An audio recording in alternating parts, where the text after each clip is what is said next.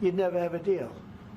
You want me to say really terrible things about Putin and then say, "Hi, Vladimir, how are we doing on the deal?" That doesn't work that way.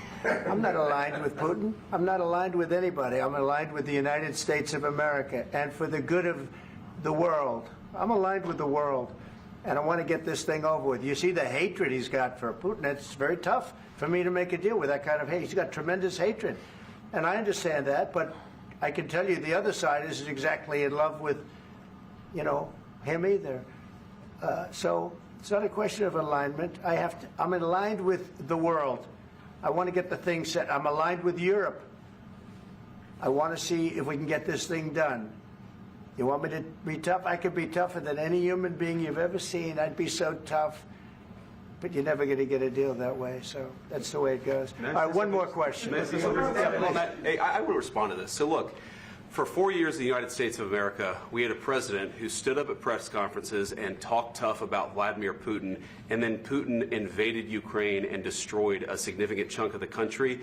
The path to peace and the path to prosperity is maybe engaging in diplomacy. We tried the pathway of Joe Biden of thumping our chest and pretending that the President of the United States' words mattered more than the President of the United States' actions. What makes America a good country is America engaging in diplomacy. That's what President Trump is doing. Can I ask you?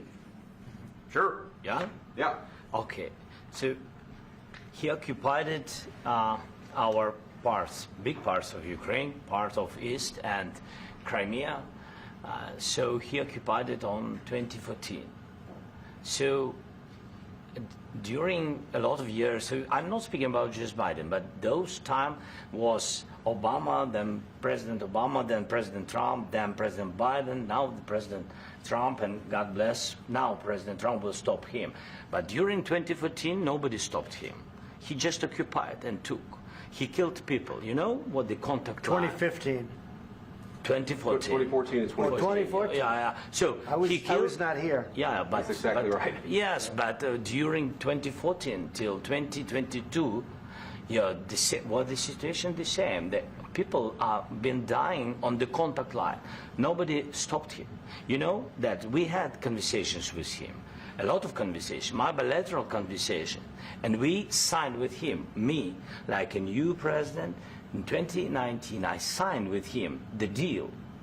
I signed with him, Macron and Merkel, we signed ceasefire. Ceasefire. All of them told me that he will never go. We signed him with gas contract. Yes, but after that, he broken this ceasefire. He killed our people, and he didn't exchange prisoners. We signed the exchange of prisoners, but he didn't do it. What kind of diplomacy, JD, you are speaking about? What do you mean? I'm talking about the kind of diplomacy that's going to end the destruction of your country. Yes, but if you Mr. President, with respect, I think it's disrespectful for you to come into the Oval Office and try to litigate this conflict. Have you ever been to Ukraine that you say what problems we have? I have been to. Count one. I've actually watched and seen the stories, and I know what happens is you bring them on a propaganda tour, Mr. President.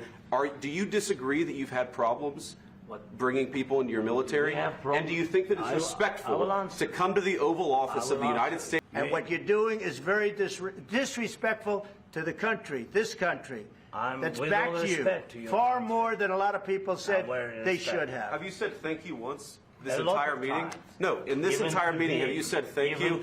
You went to Pennsylvania and campaigned for the opposition in October. Offer some words of appreciation for the United States of America and the president who's trying to save your country. Please, you think that if you will speak very loudly about the war, He's not speaking loudly. He's not speaking loudly. Your country is in big trouble. Can I Wait a answer? minute. No. You've done a lot of talking. Your country is in big trouble. I know. You're not winning. You're not winning this.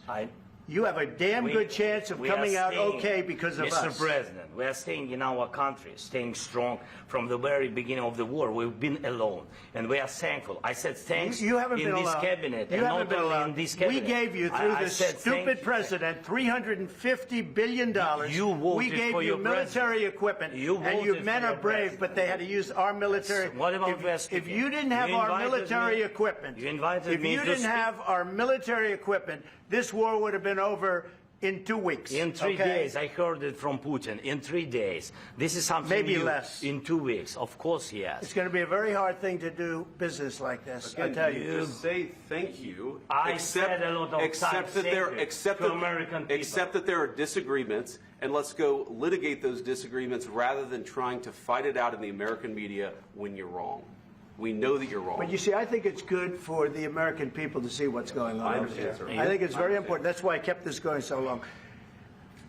You have to be thankful. You don't have the I'm cards. thankful. You're buried there. Your people are dying. tell you You're again, running I low on know. soldiers. Don't- Listen, don't, please, you're running Mr. low on President. soldiers. It would be a damn good thing. Mr. And then President. then you tell us, I don't want a ceasefire. I don't want a ceasefire. I want to go and I wanted this. Look. If you could get a ceasefire right now, I tell you, you take it so the bullets stop flying and your men stop getting killed. Of course, we want to stop the war. But you're saying you don't want a ceasefire. But I said to you, I want a ceasefire. with guarantees. Because you'll get a ceasefire faster than an agreement. Ask our people about ceasefire, what they think. That wasn't doesn't with matter me. for you what- that what wasn't this with me. means. It That was with wasn't with you. a guy named Biden, who was not a smart person. This That is was your, with, this that was is with your Obama. president. It was your president. Excuse me. That was with Obama, who gave you sheets, and I gave you javelins. Yes. I gave you the javelins to take out all those tanks. Obama gave you sheets. In fact, the statement is Obama gave sheets and Trump gave javelins.